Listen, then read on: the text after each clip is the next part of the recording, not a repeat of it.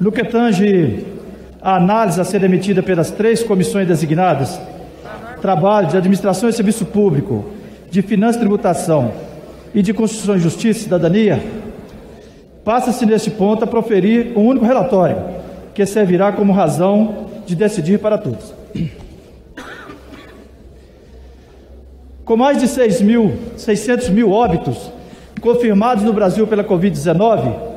nosso país vive, no segundo semestre de 2021, a sua pior crise epidemiológica e hospitalar de todos os tempos. Nesse contexto, para a preservação da economidade pública, algumas categorias profissionais destacaram-se no protagonismo do combate ao coronavírus, muitas vezes com o sacrifício da própria integridade física, no que se destacam os profissionais da saúde e da segurança pública. Ocorre, contudo, que o PLP número 173 de 2020, que estabeleceu o Programa Federativo de Enfrentamento ao Coronavírus, restringiu em seu inciso 9 do artigo 8º o cômputo de períodos aquisitivos de quinquênios, triênios, quinquênios e licenças-prêmio, indistintamente a todos os servidores públicos. Noutros termos, desprezou o sacrifício perpetrado por categorias que tiveram que se expor muito mais que outras, como os profissionais da saúde e da segurança pública, deixando de decepcioná-los, ao menos, quanto à contagem do tempo para fim de percepção futura dos benefícios a que fazem jus. Não se olvida que, face dos reflexos econômicos substanciais causados pela pandemia, a edição da Lei Complementar número 173 de 2020 era a medida necessária, sobretudo, para manter a saúde fiscal e financeira dos entes federados. Contudo, nessa inteligência, parece extremamente razoável a proposta do PLP número 150 de 2020, ora em análise, no sentido de preservar, para as categorias retromencionadas, o direito de computar o tempo para aquisição de direitos a que já fazem jus, anuênios, triênios, quinquênios e licença-prêmios, e demais mecanismos equivalentes, proibindo, contudo, o pagamento desses novos direitos adquiridos no período da declaração da pandemia de 31 de dezembro de 2020, data estipulada como término do Programa de Enfrentamento ao Covid. Mutandis, a ideia principal é computar o período aquisitivo dos direitos elencados, sem que haja o correspondente pagamento, até o fim do Plano Nacional de Austeridade Fiscal, sendo a teleologia da norma gerar forte economia para os entes estatais que disciplina, proibir tão somente o pagamento desse período para essas categorias que combatem de frente a pandemia, parece atender perfeitamente a finalidade da Lei Complementar 173 de 2020.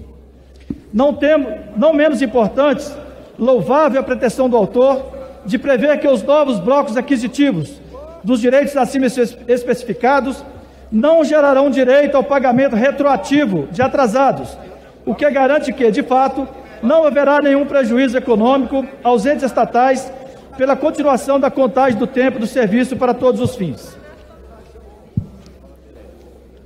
Com tais considerações, passamos à análise técnica das proposições relatadas. Pela Comissão de Trabalho, de Administração e Serviço Público, voto pela aprovação do projeto de lei complementar número 150 de 2020, por entender que a proposta é oportuna e meritória, especialmente por resguardar direitos aos profissionais da saúde e da segurança pública, seja porque esses servidores mantiveram-se e mantêm-se no exercício de suas funções, sacrificando a própria saúde em prol do bem comum, seja porque a vedação da contagem afeta seus planos de carreira, influenciando inclusive no tempo de pedido de aposentadoria.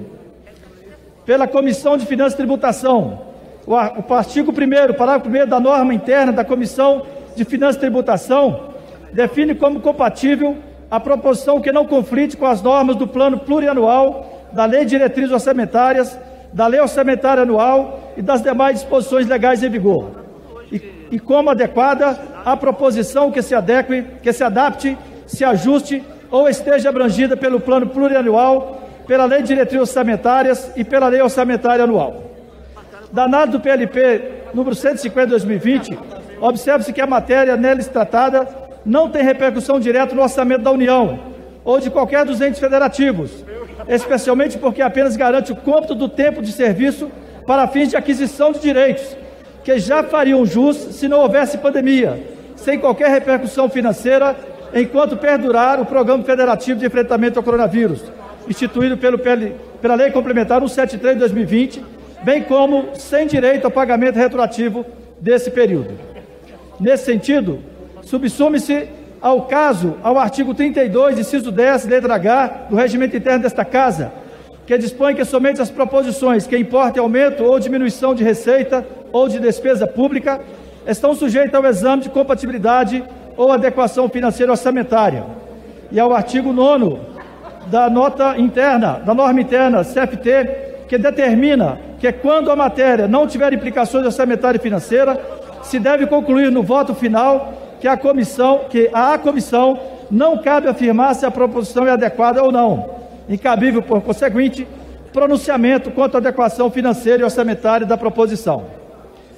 Ainda pela comissão, no mérito, votamos pela aprovação do projeto de lei complementado número 150 de 2020. Pela Comissão de Constituição e Justiça e de Cidadania, em análise preambular de constitucionalidade, destaca-se que o princípio da repartição de competência constitucional é um dos alicerces do Pacto Federativo, sendo dessa axiologia que se depreendem os limites da produção legislativa em nosso sistema jurídico.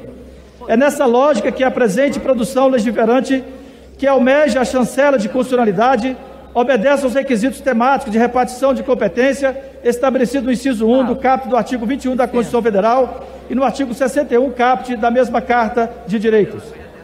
Na mesma inteligência, quanto à iniciativa, não havendo previsão constitucional de reserva a outros poderes ou autoridades para tratar sobre normas gerais aplicáveis a categorias profissionais, o projeto de lei adequa-se aos parâmetros constitucionais, não padecendo de vício formal de constitucionalidade nessa vertente analítica. Assim, a presente proposta se mostra constitucional, visto que não afronta norma de caráter material constante da Constituição de 1988, assim como os princípios que norteiam nosso ordenamento jurídico. No que diz respeito à juridicidade,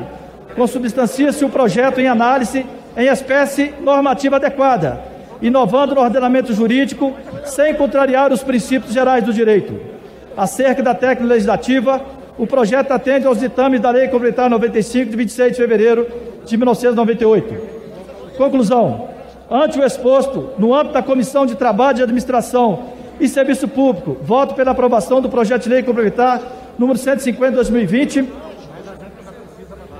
Na Comissão de Finanças e Tributação, voto pela não implicação financeira orçamentária da matéria em aumento ou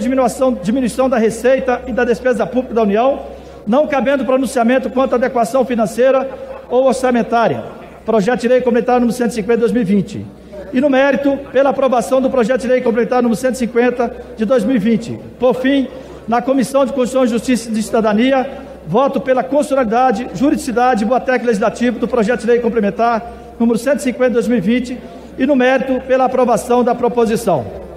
É esse o nosso parecer, senhor presidente. Eu aproveito para cumprimentar o autor desse projeto, capitão Derrite, grande liderança dos policiais e bombeiros militares do Estado de São Paulo, que trouxe a essa casa essa análise e essa sensibilidade desses profissionais, dessas duas categorias, que não tiveram direito ao home office. Esse é o corte. Esses profissionais não tiveram direito ao home office, tiveram que enfrentar no dia a dia toda a exposição que a pandemia impôs